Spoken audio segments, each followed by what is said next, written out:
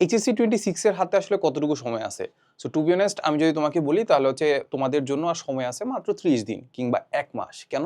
কারণ আমরা যদি চিন্তা করি যে এই ভিডিওটা যখনই পাবলিশ হচ্ছে, আমরা কিন্তু আসলে আমাদের মে মাসের লাস্টের হয়তোবা ১০ দিন কিংবা হচ্ছে ৭ দিনের মতো বাকি আছে। বাট এই ৭ দিন বা ১০ দিন আসলে আমাদের কিভাবে কেটে যাবে? টু বি অনেস্ট হচ্ছে আমাদের সামনে তো কোরবানির ঈদ বা ঈদুল আজহা আছে। সো ঈদুল আজহার জন্য কিংবা হচ্ছে আমাদের যাবতীয় দেখা যাচ্ছে যে অনেকে এখন ফ্রাস্ট্রেটেড হয়ে যাচ্ছে। হয়তোবা অনেকে প্রায় ১ মাস ধরে পড়াশোনা করতেছে। ফ্রাস্ট্রেশন আসবে। তারপর হচ্ছে দেখবা যে মানুষজন দেখতে পাবা যে নিউজ ফিডে যদি ঘাটো তাহলে যখন ঈদুল আজহার একটা আমেজ চলে আসতেছে, মানুষজন কোরবানির জন্য গরু কিনতেছে। সো এইসব দেখে দেখবা যে তোমার আসলে ১ সপ্তাহ কিংবা হচ্ছে এটলিস্ট তো ৫-৬ দিন তো তোমার আসলে এখানে মিস যাবেই। সো যাই হোক, সো যেটার কারণে দেখা যাচ্ছে যে তোমার আল্টিমেটলি বলা যায় তোমার হাতে সময় কতটুকু আছে? সময় আছে হচ্ছে ৩০ দিন। সো আজকের ভিডিওতে আমরা সেটা আলোচনা করার চেষ্টা করব যে আমাদের সামনে যে মাসটা আছে মানে জুন মাসটা, সো ওই ৩০ দিন তুমি কিভাবে পড়াশোনা করবা, ওই পড়াশোনা করে একটা সুন্দর একটা কামব্যাক দিতে পারবা, সেটা নিয়ে আজকের ভিডিওতে আলোচনা করার চেষ্টা করব। সো টু বি অনেস্ট আমি শুরু করার আগে আমি জাস্ট কয়েকটা কথা তোমাকে এনশিওর করতে চাচ্ছি। সেটা হচ্ছে সবার আগে তুমি যেটা আমাকে প্রমিস করবা সেটা হচ্ছে আমাদের it is your last video. তুমি যদি এনশিওর করতে পারো যে আমার যে ভিডিওটা দেখতে পাচ্ছ না এটা তোমার এইচএসসি 26 এর জন্য অ্যাটলিস্ট এটা তোমার লাস্ট ভিডিও হবে। কেন ভিডিও হবে বলো তো? কারণ আমি জানি যে 26 হিসাবে তোমরা আসলে অনেক বেশি টাইম হয়তো আশা করছিলা, বাট ওই হিসেবে অত টাইম পাও নাই।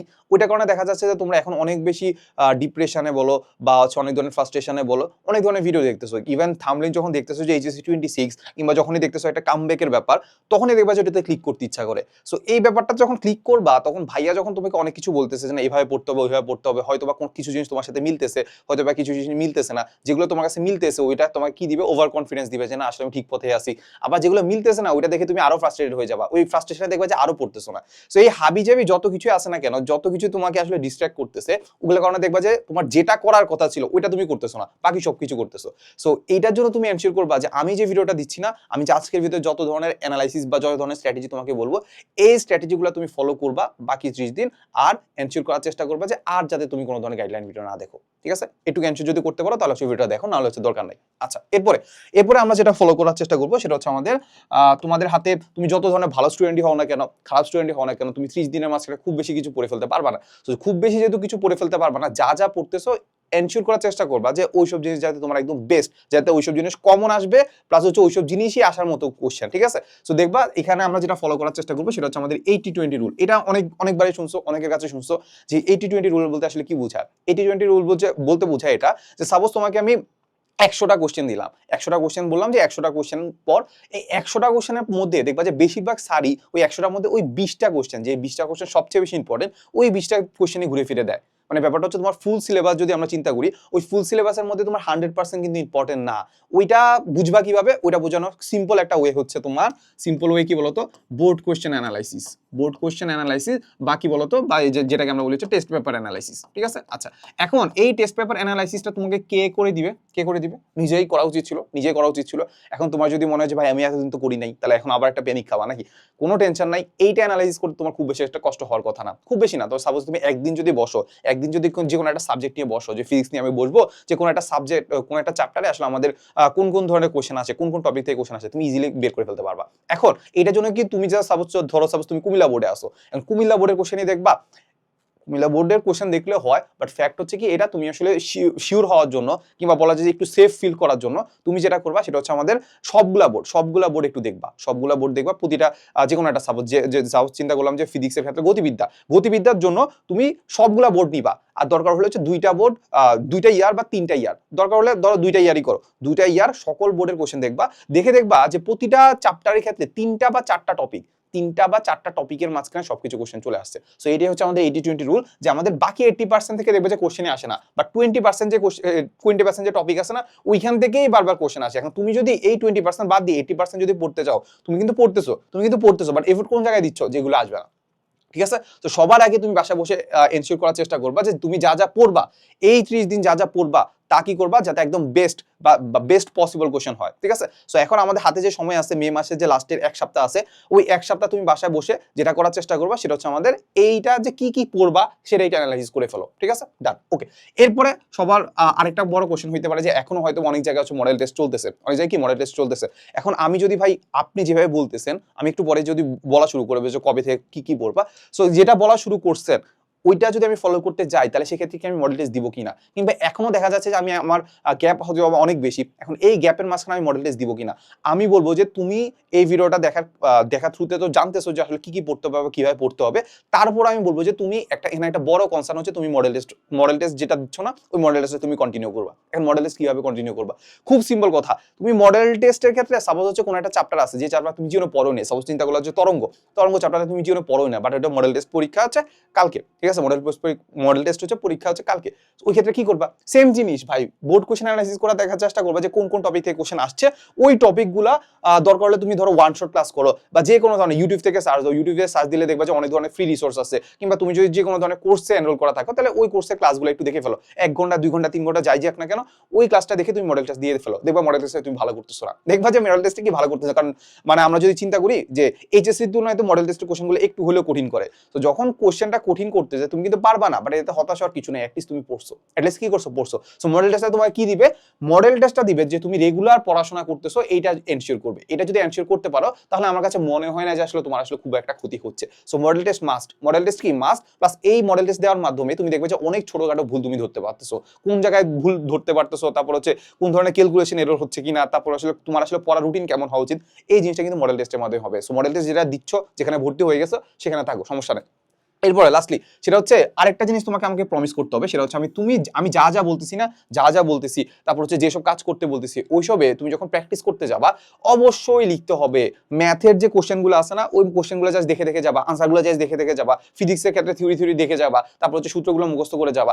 এটা দিয়ে তুমি পার পাইতে পারো, কিন্তু আসলে লং টার্মে এটা দিয়ে আসলে সম্ভবই না, তোমাকে লিখতে হবে, অনেক বেশি লিখতে হবে। দেখা যাচ্ছে যে কোনো একটা কোশ্চেন তুমি একদম হুবহু কমন চলে আসছে, তুমি পারতেছো, বাট দেখবা যে ক্যালকুলেশন এর উপরে আসছো, ক্যালকুলেশন কি এর উপরে আসছো। তো যাই হোক, বেশি বেশি করে লিখতে হবে। এই চারটা যদি এনশিওর করতে পারো তাহলে আমার কাছে মনে হয় যে তোমার কামব্যাক দেওয়া আসলে ঠেকানোর মতো তেমন কিছু নাই, ঠিক আছে। এই তো। সো চলো এবার আমরা যেটা বলতেছি যে তুমি যদি ভিডিওটা সাপোজ হচ্ছে জুনের 1 সপ্তাহ থেকে দেখো, তাহলে আমরা যেটা বলতে পারি যে সাপোজ হচ্ছে চিন্তা করতে পারি যে সাপোজ 21 বা 22 তারিখ দিকে দেখতেছো, ঠিক আছে, আমি জানি না ভিডিওটা কবে পাবলিশ হবে, সাপোজ হচ্ছে চিন্তা করো যে 22 মে থেকে দেখতেছো, ঠিক আছে, এপ্রিল জানুয়ারি ফেব্রুয়ারি মার্চ এপ্রিল মে হচ্ছে মানে 31 তারিখটা, তাহলে আমরা চিন্তা করতে পারি 31 মে পর্যন্ত এই দিন তুমি কি করো, এই দিন তুমি আসলে ফ্রি, এই দিন তুমি কি করতে পারবা, যা ইচ্ছা তা করতে পারবা, ঠিক আছে, যা ইচ্ছা তা করতে পারবা। এখন তোমার যদি মনে হয় যে না আমি কোনো একটা সাবজেক্ট আসলে একটা গ্যাপ ফিল করবো, সেটাও করতে পারো। তোমার যদি মনে হয় যে না ভাই আমি কোনো জায়গায় রিভিশন দিব, কোনো একটা চ্যাপ্টার আমি দেখতে পাচ্ছি অনেক ইম্পর্টেন্ট, সো ওই চ্যাপ্টারটা আমার একটু মানে গ্যাপ আছে, বা কিংবা ওই চ্যাপ্টারটা আমার একটু ভালো করে পড়া উচিত, তুমি করো, তোমার ইচ্ছা মতো নিজের একটা রুটিন তৈরি করো, যাই করো না কেন, বাট অ্যাটলিস্ট এনশিওর করো তুমি যে পড়তেছো, কি করতেছো, এত কিছু চিন্তা করতেছো, অনেক ভিডিও দেখতেছো, এর চেয়ে বড় ব্যাপার হচ্ছে তুমি পড়তেছো। যদি পড়ো তাহলে বলা যায় তুমি ভালো ট্র্যাকে আসো। সেটার জন্য সুন্দর একটা নিজে একটা রুটিন তৈরি করে ফেলো, 22 তারিখ থেকে 31 তারিখ পর্যন্ত একটা রুটিন তৈরি করে ফেলো। ঈদের দিনও পড়তে হবে, কিচ্ছু করার নাই, ঈদের দিনও পড়তে হবে। সো ঈদের দিন পড়ার মতো করে সুন্দর একটা রুটিন তৈরি করে ফেলো। এখন অনেকের ধরো সাপোজ অনেকের সিলেবাস শেষ, মানে অনেকের সিলেবাস প্রায় 70 থেকে 80% শেষ, তারা ঈদের দিন আসলে মজা করতে পারো, বাট যারা আসলে একদম পাস করার মতো অবস্থাও নাই তাদের দিন তো আসলে ঈদের দিন পড়তে হবে, কিচ্ছু করার নেই, আসলে একদিন একটাই তোমাকে স্যাক্রিফাইস করতেই হবে। এখন স্যাক্রিফাইস বলতে এটা না বুঝাচ্ছি যে পুরা ঈদের দিন পুরাটাই পড়তে হবে, ঈদের দিন পুরাটা কেন পড়তে যাবা, ধরো সাপোজ বিকালের দিকে একটু পড়লা বা রাতের দিকে একটু পড়লা, এটুকু তো করাই যায়, ঠিক না। তো যাই হোক, আমাদের 22 মে থেকে 31 মে পর্যন্ত আমরা নিজেদের মধ্যে একটা রুটিন তৈরি করে ফেলবো। এরপর সিম্পলি এবার আমি চলে যাবো একদম হার্ড মোডে। কোন মোডে? হার্ড মোডে। এই হার্ড মোডের ক্ষেত্রে আমরা যেটা করতে পারি সেটা হচ্ছে তুমি যখনই যে কিছু পড়তেছো না কেন, যখন একটা ব্রেনকে যখন একটা টাইম দিচ্ছ না যে এই টাইমের মাঝখানে তোমার এই সিলেবাসটা শেষ করতে হবে বা এই জিনিসটা শেষ করতে হবে, অবশ্যই ওই টাইমটা এক্সপেক্টেড যে টাইম আছে ওটার থেকে কম দিবা। বুঝছো ব্যাপারটা? তোমাকে যদি সাপোজ চিন্তা করলাম যে আমি একটা পেজ পড়তে দিলাম, ওই পেজটাকে যদি সাপোজ আমি তোমাকে 1 বছর টাইম দিলাম, তুমি দেখবে যে ওই 1 বছরে শেষ করছো, ঠিক আছে। ওই 1 বছরের টাইমটাকে যদি আমি একটু কমাই এনে যদি 2 মাস বা 3 মাস করে দিই, দেখবে যে 2-3 মাসে তুমি শেষ করে ফেলতে পারতেছো। বুঝছো ব্যাপারটা? তো দেখবা 2-3 মাসে শেষ করে ফেলতে পারতেছো। এরপরে ধরো ওই 2-3 মাস যদি আমি না দিই, যদি একটা এক্সপেরিমেন্ট করে দেখি যে সাপোজ তোমাকে আমি দিলাম হচ্ছে 4 সপ্তাহ, 4 সপ্তাহ মানে 1 মাস, 1 মাস সময় দিলাম, দেখবা ওই 1 মাসের মধ্যে তুমি শেষ করে ফেলতে পারবা, ঠিক আছে। ব্রেনকে আমরা কি করি না, আমরা আসলে ব্রেনকে অনেক আন্ডার এস্টিমেট করি, যে মানে ভাবি যে না এই করতে পারবে না, বাট তুমি যত কম টাইম দিবা না, ওই কম টাইমের মধ্যে দেখবা যে অনেক ভালোভাবে কাজ করতেছে।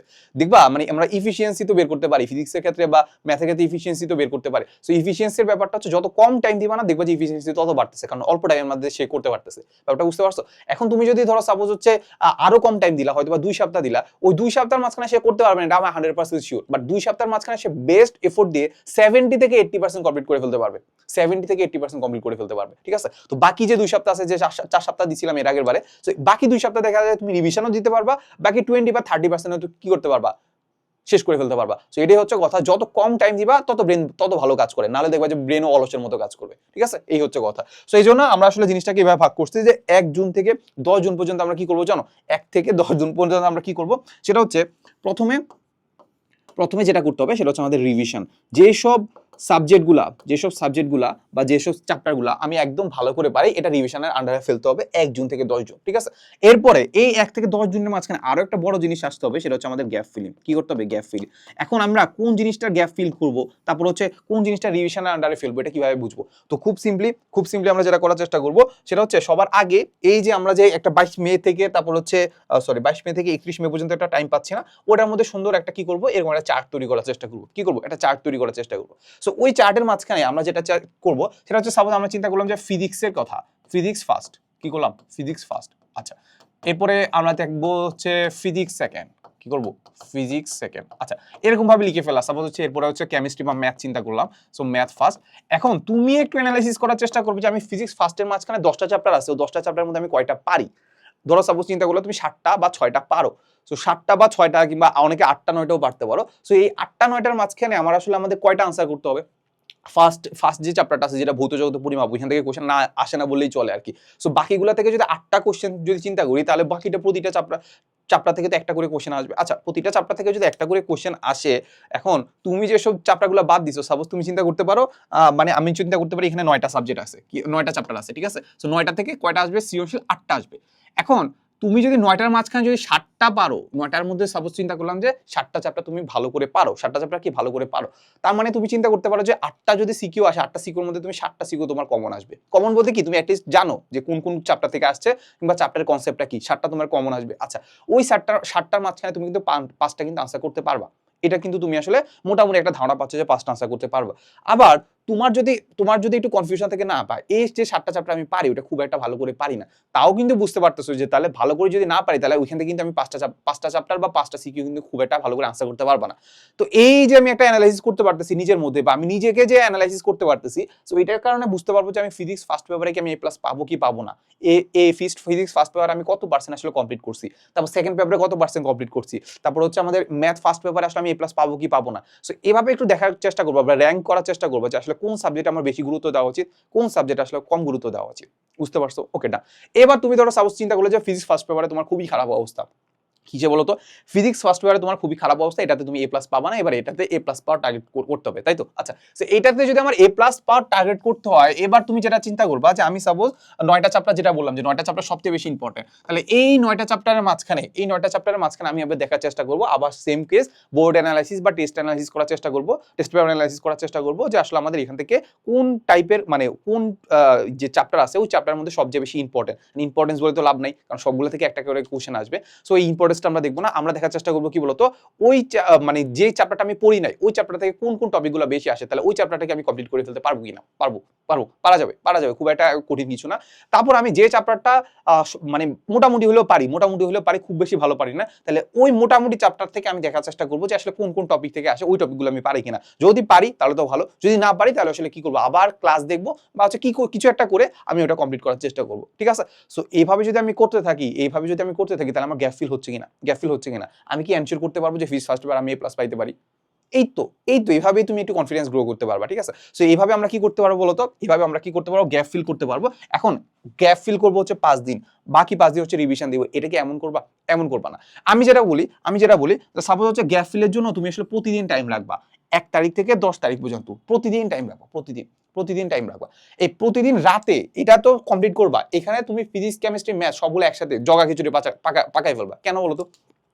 শুধুমাত্র একদিন ফিজিক্স পড়লা, পরের দিন কেমিস্ট্রি পড়লা, পরের দিন ম্যাথ পড়লা, এইভাবে করলে যেটা হয় কি, তুমি আসলে দেখবা যে মানে জিনিসগুলো একটু আলাদা মনে হয়, বাট তোমার তো আলাদা না। পরীক্ষার সময় কিন্তু সবকিছু একসাথে মাথায় রাখতে হয়, কিংবা দেখা যাচ্ছে পরীক্ষা ইভেন তুমি অ্যাডমিশনে গেলে তো সবকিছু একসাথে পরীক্ষা দিতে হবে। তো যাই হোক, যেটা চিন্তা করবা সেটা হচ্ছে আমাদের ফিজিক্স পড়বা, একটু ভালো লাগবে না তখন কেমিস্ট্রি পড়বা, কেমিস্ট্রি পড়তে ভালো লাগতেছে না, এবার ম্যাথ পড়বা। বাট এমন যাতে না হয় যে সবকিছু অল্প অল্প করে পড়তেছো, অল্প অল্প করে পড়বা, বাট ব্যাপারটা হচ্ছে কি তুমি যা যা পড়তে চাচ্ছ তা যাতে তোমার একটা রুটিনের মধ্যে শেষ হয়ে যায়, এটুকু এনশিওর করবা, ঠিক আছে? সো এটুকু এনশিওর করার মাঝখানে আমি যেটা বললাম যে আমি গ্যাপ ফিলিং, আমি সুন্দর একটা রুটিন তৈরি করে ফেলবো যে 1 থেকে 10 তারিখের মাঝখানে আমার কোন কোন জিনিসগুলো আসলে আমাদের গ্যাপ ফিল আপ করতে হবে। দেখা যাবে যে এই গ্যাপ ফিল আপের মাঝখানে তোমার 70 থেকে 80% কমপ্লিট হয়েছে, বাকি 20 বা 30% কমপ্লিট হয় না, কোনো প্যারা নাই, অ্যাটলিস্ট তো করছো নাকি, অ্যাটলিস্ট তোমার এফোর্ট তো দিছো। সো এই এফোর্টটাই হচ্ছে আমাদের মাস্ট, এই এফোর্টটাই আমার দরকার আর কি, ঠিক আছে? তো যাই হোক, সো গ্যাপ ফিলিং এর মাঝখানে প্রতিদিন রাতে 3 থেকে 4 ঘন্টা, প্রতিদিন রাতে 3 থেকে 4 ঘন্টা কিসের জন্য রাখবে জানো? রিভিশনের জন্য। যে চ্যাপ্টারগুলো তুমি ভালো করে পারো, যেটাতে মধ্যে তোমার অনেক বেশি কনফিডেন্স আছে, জাস্ট পৃষ্ঠা উল্টাবা, তাহলেই হয়ে যাচ্ছে, আর কিছু লাগবে না, আর কিছু কি লাগবে না। এখন তুমি বলতে পারো ভাই এখানে 3-4 ঘন্টা পড়বো, আমি নর্মালি পড়ি 4-5 ঘন্টা, ভাই এটা করলে হবে না, এটা করলে হবে না। এখন আমাদের কয় ঘন্টা করে পড়তে হবে জানো? আমাদেরকে এখন অ্যাটলিস্ট 10 থেকে 12 ঘন্টা করে পড়তে হবে, অ্যাটলিস্ট 10 থেকে 12 ঘন্টা করে পড়তে হবে। এখন এই 10 থেকে 12 ঘন্টা খুব ইজিলি ম্যানেজ করা যায়। তুমি ঘুমাও কয়টা বলো তো? মানে ঘুমাও কয় ঘন্টা? আমরা সাধারণত আমাদের 6 থেকে 7 ঘন্টা ঘুমাইলে হয়। আমরা সাপোজ চিন্তা করলাম যে আমরা একটু বেশি ঘুমাইলাম, 8 ঘন্টা ঘুমাইলাম। কয় ঘন্টা ঘুমাইলাম? 8 ঘন্টা ঘুমাইলাম। 24 ঘন্টা থেকে 8 ঘন্টা বাদ দিলে কত হচ্ছে? 16 ঘন্টা। 16 ঘন্টা। এই 16 ঘন্টার মাঝখানে তোমার নামাজ আছে। এই 16 ঘন্টার মাঝখানে তোমার নামাজ আছে, খাবার দাবার আছে, হয়তোবা তুমি একটু রেস্ট নিবা, তারপরে হাবিজাবি, তারপর হয়তোবা একটু ধরো মোবাইলে টিপলা। তারপর এই হাবিজাবি করার কারণে তোমার আসলে কয় ঘন্টা ওয়েস্ট হইতে পারে? 4 ঘন্টা। এইটা এনশিওর করার চেষ্টা করবা যে এই যে যেসব কাজ হচ্ছে তোমার হয়তোবা নিত্য প্রয়োজনীয়, হয়তোবা যেসব কাজ আসলে নিত্য প্রয়োজনীয় না, ওইসব কাজে যাতে তুমি কম টাইম ওয়েস্ট করো, ওই কম টাইম ওয়েস্ট করে 4 ঘন্টা আমি তোমাকে এখান থেকে বলবো যে এখান থেকে 4 ঘন্টা কাট করবা। এই 4 ঘন্টা যদি কাট করি তাহলে আমাদের বাকি থাকা হচ্ছে 12 ঘন্টা। এই 12 ঘন্টা যদি তুমি পড়তে পারো বা 12 ঘন্টা যদি পড়ার অভ্যাস তৈরি করতে পারো তাহলে এনাফ। তাহলে কি এনাফ? এই তো। সো যাই হোক, সো বাকি যেটা বললাম যে 12 ঘন্টার মাঝখানে তুমি তো গ্যাপ ফিলিং এ বেশি ফোকাস করবা। এরপরে বাকি 3-4 ঘন্টা রাখবো হচ্ছে তুমি যেসব জিনিস পারো ওগুলো জাস্ট পৃষ্ঠা উল্টাবা বা দেখে চলে যাবা, ঠিক আছে? হয়তো বা ক্লাস থাকলে ক্লাস দেখে চলে যাবা, ঠিক আছে? এর মাঝখানে যেটা আমি একটু বলে রাখি, তো তোমরা এই জিনিসটাকে নিজেরাই করতে পারো। বাট যারা আসলে আমাদের ক্যাপস্টোন রিভিশন প্রোগ্রামে আসো তারা তো জাস্ট ওই ক্লাসগুলো দেখলেই হচ্ছে আর কি। সো যাদের সমস্যা আছে, যাদের রিভিশনে একটু প্রবলেম হচ্ছে মনে হচ্ছে, তারা জাস্ট আমাদের ক্যাপস্টোন রিভিশন প্রোগ্রামে জয়েন হতে পারো। প্লাস হচ্ছে তোমাদের যদি এমসিকিউতে প্রবলেম থাকে তাহলে কিন্তু আমাদের যে capstone revision programme MCQ preparation আছে ওটাতে তুমি চাইলে এনরোল হতে পারো, ঠিক আছে? সো এটা বলে রাখলাম। বাট আমাদের নিজের প্রিপারেশনটা নেওয়া ভালো আর কি। যদি তোমার মনে হয় যে কোথাও যদি আটকায় যাচ্ছ, কোনো একটা স্যারের হেল্প লাগছে আর কি, তারপর হচ্ছে যে টেস্ট পেপার অ্যানালাইসিস যদি তোমার সমস্যা হয়ে থাকে, আমাদের কিন্তু কোর্সের মধ্যে আমরা পড়াই, আমি জানি যে তোমার খুব বেশি একটা সময় নাই, তো এখানে আমি কিভাবে পড়াবো? অবশ্যই কমপ্লিট করে পড়াবো, অল্প সময়ের মাঝখানে পড়ানোর চেষ্টা করবো। সো এই অল্প সময়ের মাঝখানে পড়ানোর জন্য তো আমরা এটা কাজ করি যে আমরা টেস্ট পেপার অ্যানালাইসিস করে যেসব টপিক বেশি ইম্পর্টেন্ট ওইসব টপিকে বেশি এমফাসাইজ করার চেষ্টা করি। ব্যাপারটা বুঝতে পারছো? এই তো। সো যাই হোক, সো আমরা এই জিনিসটা করার চেষ্টা করবো। এরপরে আমাদের কি আছে? এরপরে চলে যাবো আমাদের 11 থেকে 20 জুন। 11 থেকে 20 জুন, তাহলে আমাদের এইখানে তো মোটামুটি আমাদের অনেকটাই আগাই গেছি নাকি? তাহলে এইখানে যখন আমরা অনেকটুকু আগে গেছি দেখবা যে 70 থেকে 80% কমপ্লিট। তাহলে এইখানে বাকি যে 20 থেকে 30% আছে এইটা এখানে আনার চেষ্টা করব। কি করব? এখানে আনার চেষ্টা করব। বাট এতটুকু আমরা মাথায় রাখবো যে আমাদের 100% সিলেবাস কিন্তু কমপ্লিট করতে পারবো না। ইভেন আমিও পারি না। ইভেন আমি বায়োলজির ক্ষেত্রে আমি 5টা চ্যাপ্টার এমনি বাদ দিয়ে চলে গেছি। বায়োলজি বাদ দিয়ে দিয়েছি, প্লাস হচ্ছে আমি মেডিকেলেও চান্স পেয়ে গেছি ভাই। তুমি বুঝতে পারছো? মেডিকেলে চান্স পাওয়ার ক্ষেত্রে আমি 3টা চ্যাপ্টার বাদ দিয়ে দিয়েছিলাম। তারপর আমি চান্স পেয়ে গেছি। আমি জানি যে কোন চ্যাপ্টার থেকে কোশ্চেন আসবে না। আমার কাছে এক্স্যাক্টলি মনে আছে আমি বায়োলজিতে বাদ দিয়েছিলাম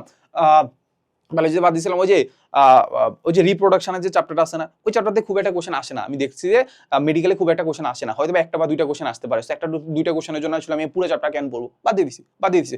তারপর আরেকটা কি জানি ছিল, আরেকটা জিনিস ওই যে এনজাইমের যে ব্যাপারটা আছে না, এনজাইমের ব্যাপারটা আমার খুব কঠিন লাগতো, বুঝছো? তো যেটা করতাম যে আমি লাস্ট মোমেন্টে যে দাগানো বই আছে না, দাগানো বইয়ের লাইটগুলো পড়ে গেছি। বাট আমি বাকি চ্যাপ্টারগুলোতে এতভাবে এমফাসাইজ করছি যে ওই চ্যাপ্টারগুলো থেকে আমার যেখান থেকে কোশ্চেন আসবে সেখান থেকে আমি পারবো, ঠিক আছে? এটা একটু এনশিওর করতে হবে। তুমি যখন কোনো একটা জিনিস বাদ দিতেছো তাহলে এই এফোর্টটা, এই যে টাইমটা, ওইটা অন্য জায়গায় দিতে হবে, ঠিক আছে? ওকে, টান। তাহলে এবার আমরা যেটা বললাম যে আমি বাকি 20 বা 30% এখানে কমপ্লিট করার চেষ্টা করবো। আর সবচেয়ে বড় ব্যাপার হচ্ছে কি বলতো, এইখানে আমরা যেটা করবো সেটা হচ্ছে আমাদের রিভিশন দিব। এবার এখানে আমরা খুব সুন্দর করে 10 দিনের একটা রিভিশন প্ল্যান তৈরি করে ফেলবো। এই রিভিশন প্ল্যানের মাঝখানে আমাদের সবকিছু থাকবে, সব ফিজিক্স, কেমিস্ট্রি, ম্যাথ, ইংলিশ সবকিছু থাকবে। আর তোমাদের বাংলা পরীক্ষা কবে বলো তো? বাংলা না, প্রথম যে পরীক্ষাটা, হয়তো বা বাংলায়, আমি ঠিক জানি না, প্রথম যে পরীক্ষাটা আছে ওইটা তুমি এখানে এই রিভিশনের মাঝখানে হয়তো বা 11 তারিখ থেকে নাই পড়তে পারো। কারণ ওইখানে আমরা সাপোজ চিন্তা করলাম যে এক সপ্তাহ আমি দিয়ে দিব ওই প্রথম যে সাবজেক্ট যেটা পরীক্ষা হবে ওইটার উপর দিয়ে দিব। সো এটাকে চাইলে এখানে না ইনক্লুড করলে পারবা, ঠিক আছে? কারণ এক সপ্তাহ অনেক এই তো। সো যাই হোক, এরপরে এখানে আমরা সিম্পলি রিভিশন দিব আর হয়তো একটু গ্যাপ ফিলিং করা যেতে পারে। বাট যদি মনে হয় যে 20-30% বাদ দিলেও আমি মোটামুটি আসলে এনশিওর করে ফেলতে পারবো, তাহলে আমার কাছে মনে হয় যে আর লাগবে না, ঠিক আছে? এরপরে এই যে 21 তারিখ থেকে 28 জুন নিজে বাসায় বসে এক্সাম দিবা। বাসায় বসে বসে এক্সাম দিবা প্লাস হচ্ছে রিভিশন দিবা, শেষ, ডান। তো দেখতে পাচ্ছ যে মানে আমাদের কাছে মনে হয় যে ভাই 30 দিনে কেমনে কি পড়বো। দেখো আমি যদি এই জিনিসটাকে একটু কমপ্লিট করার চেষ্টা করি টাইমটাকে, তাহলে দেখা যাচ্ছে এখানে যদি রিভিশন গ্যাপ ফিলিং এর মধ্যে 50 বা 60%ও কমপ্লিট করে ফেলি, তাহলেই তো মোটামুটি আমার দেখা যাচ্ছে বাকি সময়টা শুধু রিভিশনই, বাকি সময়টা কি শুধু রিভিশনে। সো এই হচ্ছে কথা যে মানে অনেকে মানুষজন প্যানিক খেয়ে যায়, অনেক সিম্পল জিনিস মানুষের মাঝখানে এখন কনফিউশন ক্রিয়েট করতেছে যে আসলে কোনটা কি করবো কোনটা করবো না। সো এই জিনিসটাই আজকে ভিডিওতে আলোচনা করার চেষ্টা করছি আর কি। এর বাইরে এইচএসসি 26 ব্যাচের যার যে ধরনের কনফিউশন আছে চাইলে একটু কমেন্টে করতে পারো। আর একটা জিনিস বলি ভাই, এত ভিডিও দেখার দরকার নেই, এত গাইডলাইন ভিডিও দেখার দরকার নেই। যে মোটিভেশনের কি আছে ভাই, তোমার পড়তে হবে ভাই। তুমি যখন দেখতে পাচ্ছ তুমি কোনো জিনিস পারতেছো না, অবশ্যই পড়তে হবে, মোটিভেশন নিয়ে পড়তে হবে। মানে এখানে আসলে কেউ যদি একটা মোটিভেট করেও এটা কয়দিন থাকবে ভাই। Self motivation is the best motivation, এই হচ্ছে কথা, ঠিক আছে। সো দেখা হবে নেক্সট কোনো ভিডিওতে। আসসালামু আলাইকুম সবাইকে।